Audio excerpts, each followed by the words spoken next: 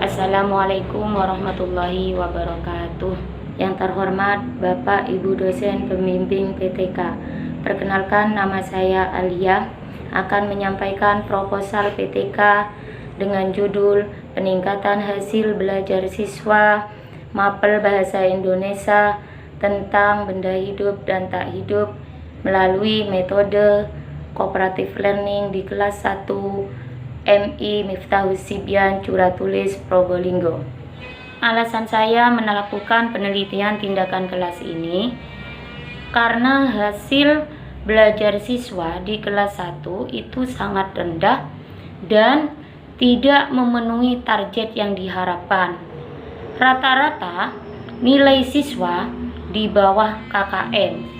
Ternyata setelah saya identifikasi faktor yang menyebabkan rendahnya hasil belajar siswa pada mapel bahasa Indonesia adalah cara guru mengajar yang tidak variatif dan cenderung membosankan. Guru lebih banyak mengajar dengan cara konvensional dan lebih menekankan pada pemberian latihan dan mengerjakan soal-soal. Sedangkan peserta didik menjadi terpaku pada keterampilan dan kurang menguasai konsep. Rumusan masalah berdasarkan uraian dalam latar belakang di atas.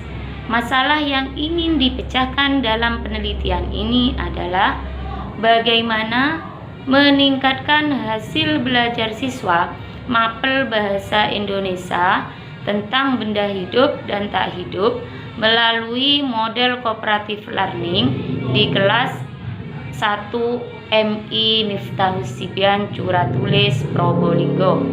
Tindakan yang saya pilih adalah melakukan tindakan penelitian kelas.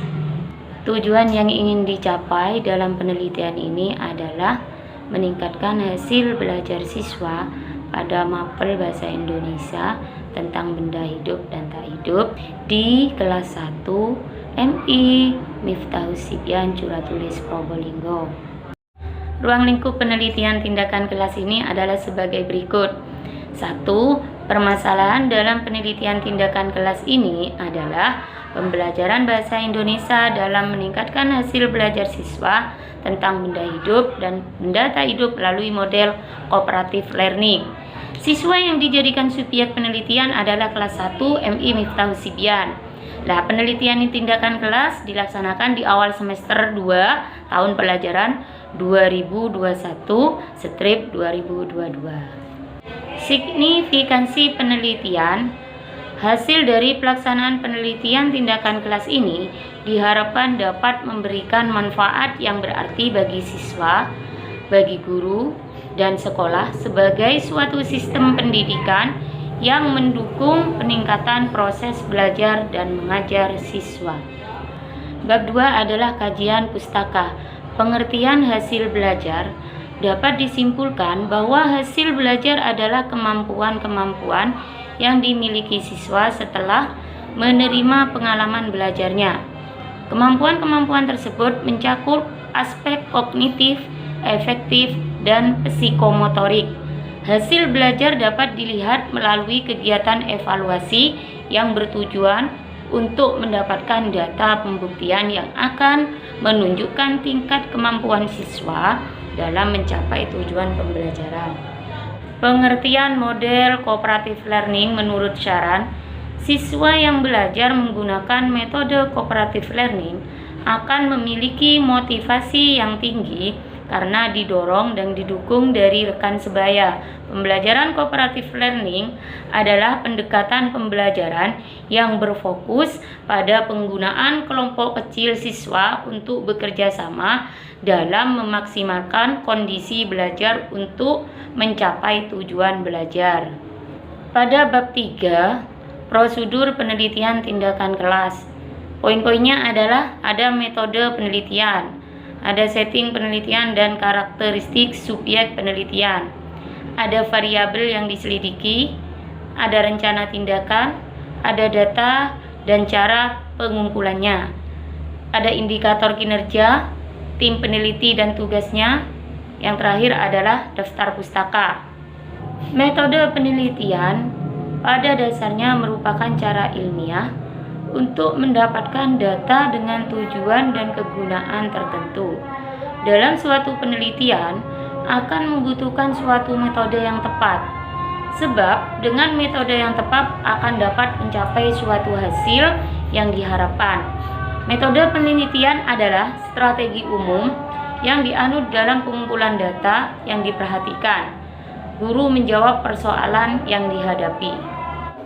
Tahap-tahap dalam penelitian menurut Ari Kuntoro dalam Dadang Iskandar dan Narsim. Yang pertama adalah perencanaan, kedua pelaksanaan tindakan, ketiga pengamatan, keempat refleksi. Variabel yang diselidiki: 1.